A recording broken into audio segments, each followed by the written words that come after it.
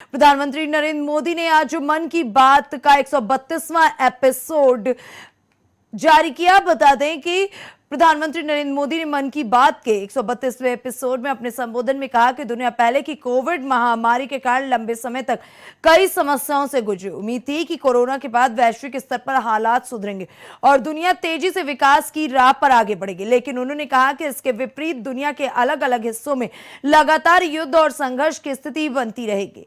उन्होंने खासतौर पर पड़ोसी क्षेत्र में पिछले 1 महीने से चल रहे भीषण युद्ध का जिक्र किया। प्रधानमंत्री ने कहा कि इन क्षेत्रों में लाखों भारतीयों के परिवार रिश्तेदार रहते थे, खासकर खाड़ी देशों में काम करने वाले लोग। उन्होंने खाड़ी देशों का आभार जताते हुए कहा कि वे वहां रह रहे 1 करोड़ से अधिक भारतीयों की मदद कर रहे हैं। प्रधानमंत्री मोदी ने कहा कि जिस क्षेत्र में युद्ध चल रहा है वही भारत की ऊर्जा जरूरतों का एक बड़ा केंद्र है। इस कारण दुनिया भर में पेट्रोल और डीजल को लेकर संकट की स्थिति बन रही है। उन्होंने कहा कि भारत अपने वैश्विक संबंधों और पिछले 1 दशक में बनी ताकत के कारण इन परिस्थितियों का मजबूती से सामना कर रहा है।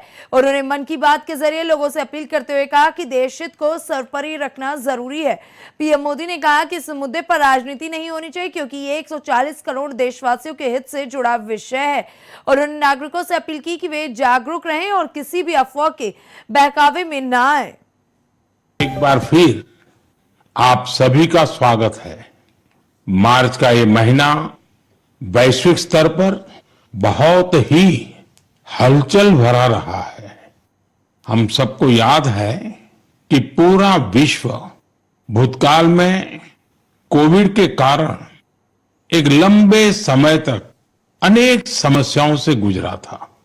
हम सभी की अपेक्षा थी कि कोरोना के संकट से निकलने के बाद दुनिया नए सिरे से प्रगति की राह पर आगे बढ़ेगी, लेकिन दुनिया के अलग अलग क्षेत्रों में लगातार युद्ध और संघर्ष की परिस्थितियां बनती चली गई। वर्तमान में हमारे पड़ोस में 1 माह से भीषण युद्ध चल रहा है। हमारे लाखों परिवारों के सगे संबंधी इन देशों में रहते हैं, खासतौर पर खाड़ी देशों में काम करते हैं। मैं गल्फ कंट्रीज का बहुत आभारी हूं। वे ऐसे 1 करोड़ से ज्यादा भारतीयों को वहां पर हर प्रकार की मदद दे रहे हैं।